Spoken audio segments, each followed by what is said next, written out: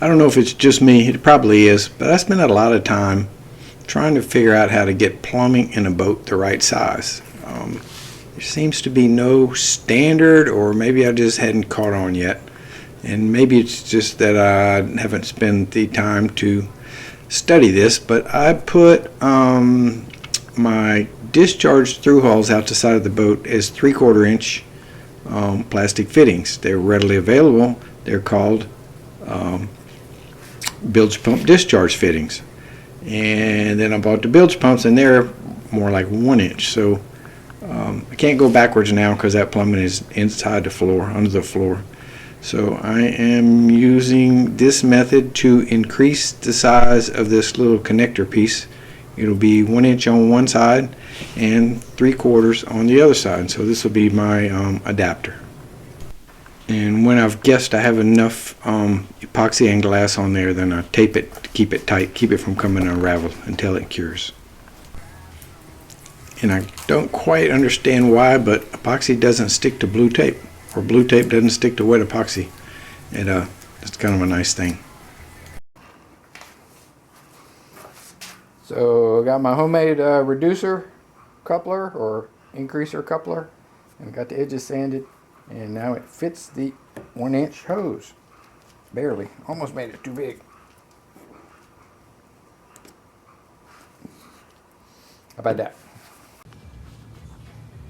So I finished up 3 of my little homemade bushings. This is a 3/4 coming from the valve that shuts off the raw water, and this goes to the wash down pump, and this will go to the bait tank.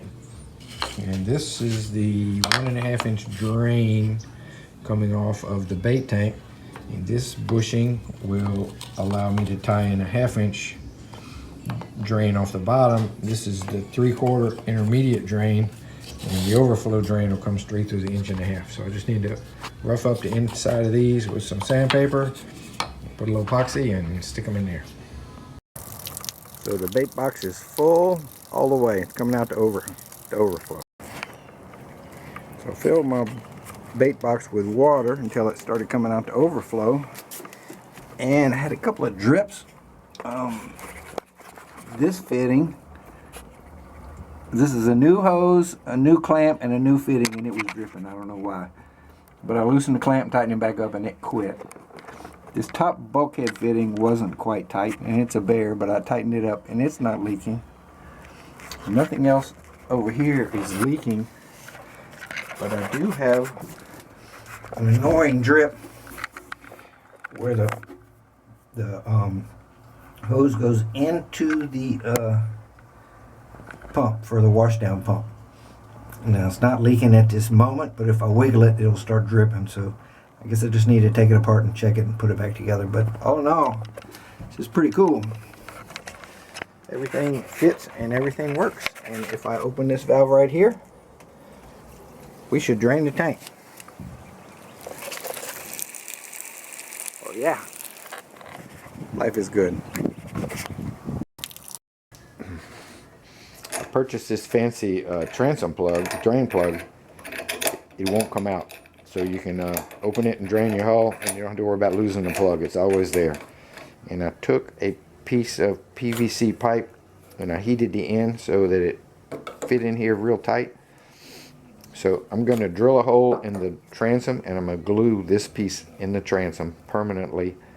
And then when I'm all finished the boat and it's all clean and painted and everything, then I'll put some caulk on here and install this part into the transom. I'll have a spot for it, so it should make for a neat installation, trouble-free installation. And this will protect the Cusa board, the exposed Cusa board.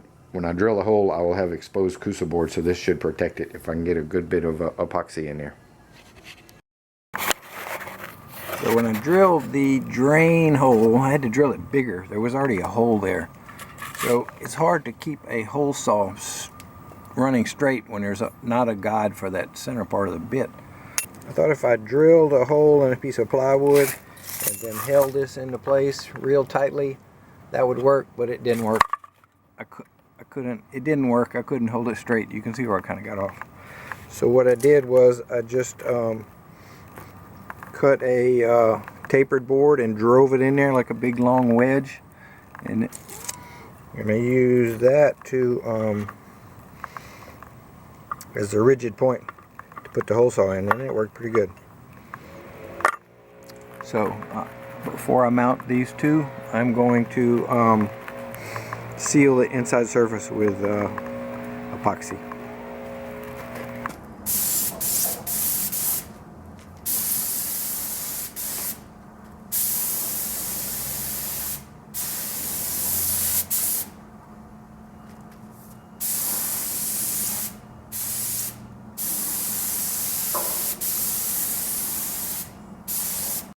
T-top is painted, got good coverage, still got a couple of runs, but I don't think you'll see them because you have to be looking up at the canvas to see them. So it's going home probably day after tomorrow. I'll let it cure tomorrow, so I don't want to worry about scratching it so bad. And we're going to install it. I want to install it before I put the non-skid on the floor, so I can put the non-skid in circles around the feet. So I don't know if you can see all those little birds flying around. They have covered my boat with bird crap, the little bastards. So, brisk 39 degrees right now, but it's supposed to get warm today. So I'm going to wash the boat, get all the bird poop off, and I'm going to start ferrying out the floor. Well, no, I'm going to finish ferrying out the floor. I'm going to finish ferrying the floor because it doesn't lack much, and get it ready for paint. And I'm changing my painting scheme. This console, which is tan, I'm going to change it to an off-white, and the floor will be the same off-white, and the leaning post and the T-top will be that same off-white. Not as white as this, but much whiter than the boat itself. Just to have a little contrast so it won't all be the same color.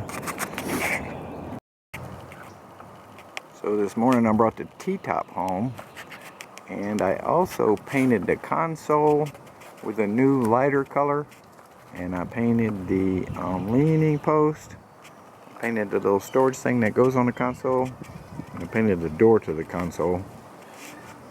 And when the paint hardens a little bit, I am going to put the T-top in the boat, because the location of the T-top dictates the location of the shifter that mounts on the side of the console, and that dictates the location of the steering, the helm, and that dictates the location of the leaning post. So, not through painting, but I can work around that. But, oh, it's a beautiful day. Look at this day. This is a little clip of two old people unloading a very top-heavy, it's not really heavy, but it's awkward, T-top. What made it worse is the skids I have it screwed to are not the same length, because it was just the two boards I had at the foundry. And it was starting to tump over when I jumped down off the tailgate. But it all went well. Now when I was loading it, I was all by myself, so I was doing that with a step ladder. That was, I think I broke a bunch of OSHA regulations. But anyway, I got it in, and we got it out, and everything's lovely.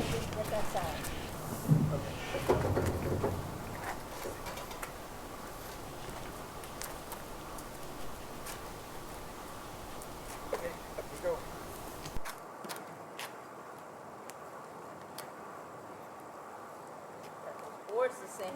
It was what I had at the time.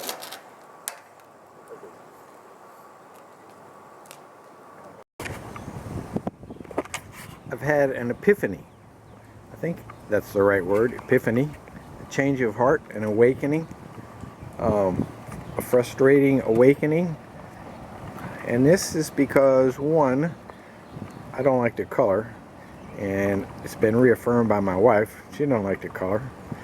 And two, working under these trees is just not working. I vacuumed this boat out this morning, and I washed these seats yesterday afternoon, and look, and that's all the bird poop and the stuff from the trees.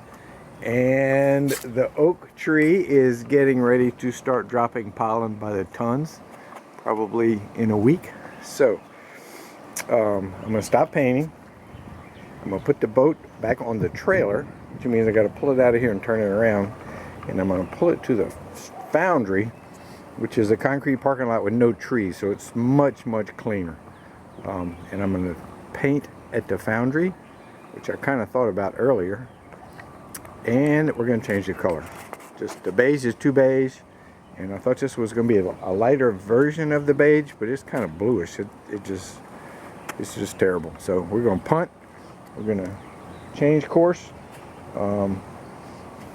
First, I'm going to put another skim coat on the floor because I just can't stop working. I want to get the floor flat so we can put the non-skid on it. And this one needs a little bit more skim coat.